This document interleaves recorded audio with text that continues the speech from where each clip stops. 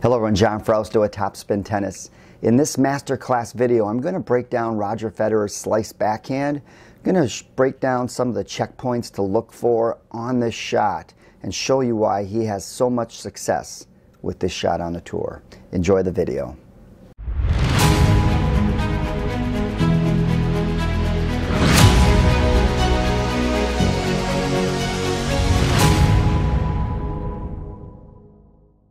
All right, before we dive into the analysis, I want you to understand the mindset behind this shot at the pro level. What Federer is looking to do is, what his intent is not to necessarily hit a winner off the shot. His knifing slice backhand, the thought is, can he hit the ball to his opponent, keep it low enough where the next shot, the opponent's shot is popped up, it's hit short. Federer, a lot of times when he hits a slice backhand, his next shot will be a forehand. So he'll knife it, generate a weaker ball where he can run around and then attack off the forehand. So I just want you to understand the mindset and the intent that he has with this shot. Let's go ahead and look at the analysis of the shot now.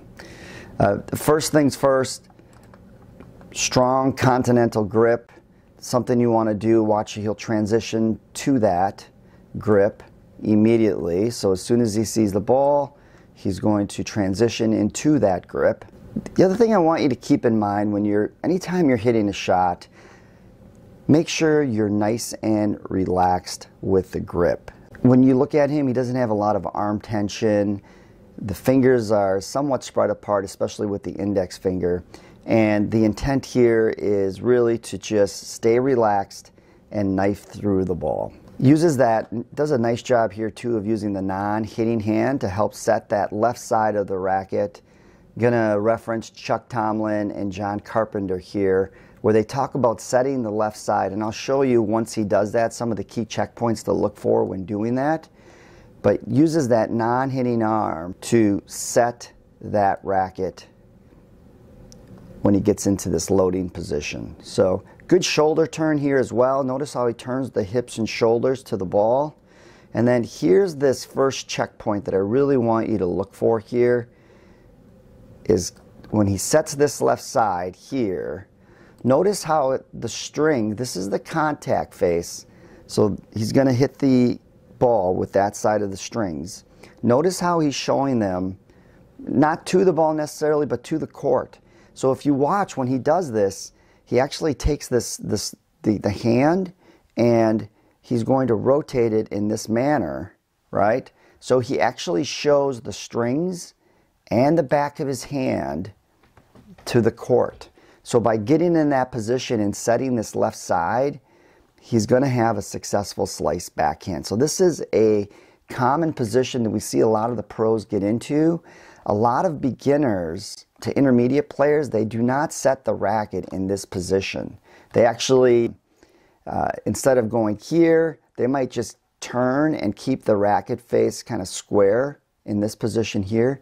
But the pros, they actually will rotate that wrist and show the strings and the back of that hand to the court. Signature position here. The other thing I want you to be looking for is notice how his chin is over his right shoulder. So he gets a great unit turn here. You don't get into this signature position unless you get a great shoulder turn and we show the back of that hand to the court. Try this. Now, it can be a challenge. You're going to have, if you've never done this before, it is challenging initially. But this is the position, especially at the higher levels where you have an incoming ball that's coming in pretty quick. This is the position that you want to get into. Notice how he's got a lot of his weight on this back foot here. And what he will do as he transitions forward is the weight will go forward. The other thing I want you to be mindful of is look at the elbow, how it's in a bent position. So he will utilize this position. So when he moves forward, this arm will straighten out. So this bent position will assist in the forward motion of the racket. He gets to the inside of the ball really nice here. Here's a little bit of that leg. You can see the leg here with the racket head. Watch that racket head, how it starts lagging back a little bit. That tells you that he's relaxed, and with that forward momentum, it's going to lag back. It's going to lay back a little bit. All right, so he's to the inside of the ball with the hand and the racket head, and he's going to come from inside out. I use the analogy of a baseball player. The hands get to the inside of the ball, and remember, the racket or the bat, for that matter, are an extension of the hands. So what he's doing is he's really finding that ball with his hand, and then the extension of the racket will make contact with the ball. There's the contact. Notice the non-hitting hand, how it releases. It'll release right here. There's where he releases it. So it will move forward slightly with the racket, and then he releases and makes contact, going from inside out to the ball. One thing that's really helped me with my slice backhand, especially at the higher levels when these balls are coming in quick, one thing a lot of players have challenges with is they rush the shot and they close the racket face too soon and the ball will go into the net.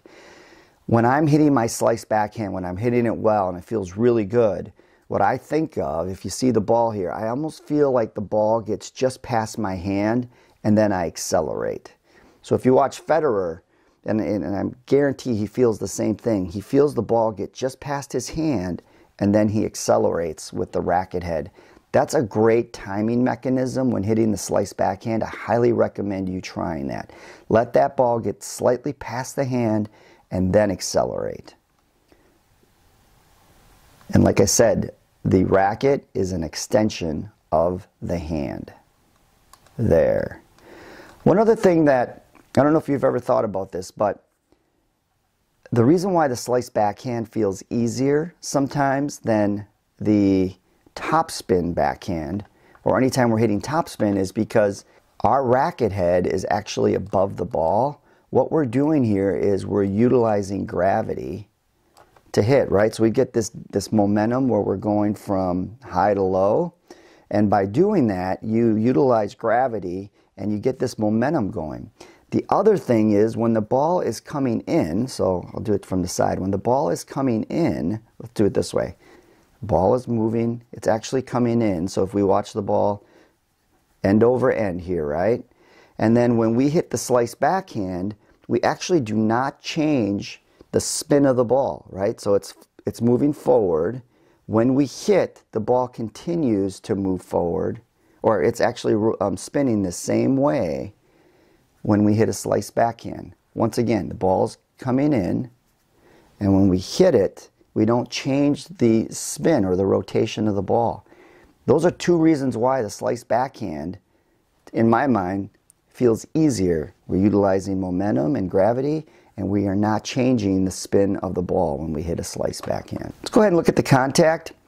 It's going to be right off that front foot on a slice backhand. So if we are not finding that ball out in front, you're going to have challenges. You're going to start arming it too much, but by finding that ball out in front, we're utilizing this, the arm extension, we're utilizing momentum, we get a longer runway to the ball. So you want to make sure that you really find that ball out in front. There's this high to low motion here. Notice how the racket head is above the ball, finishes below the ball. Here the racket angle is open. It should naturally close here. One of the other challenges with the slice backhand is players on contact. They open up this racket angle too much and they end up hitting the bottom of the ball. When you're hitting, you really want to feel it and hit flush. So it's slightly open racket face. So it'll be here, slightly flushed or slightly open, and then you're going to finish below the ball here. And it's not a chopping motion either. That's the other challenge, is then you get no penetration with the shot. He actually, notice how he's behind the ball here. He does drive and finish below. So it is a drive and finish, and then notice how he finishes across his body. One thing too here is notice how the racket head is below the hand in this position. And a lot of times when they finish, they will finish with this racket head will finish high. But in this instance, notice where Federer finishes with the racket head below his hand. And then another signature position for him here is notice how his non-hitting hand or non-hitting arm goes back. So he's really utilizing these shoulder blades. He's bringing them together. So that motion, this bilateral movement where the hands move opposite of each other, is key in hitting a slice backhand. All right, I hope you enjoyed the video. Thank you so much for watching. We really, really appreciate your support. Don't forget to hit that subscribe button if you haven't done that already. Make sure you hit the like button and that notification bell as well so you get updates on future videos. Thank you so much. Have a great day.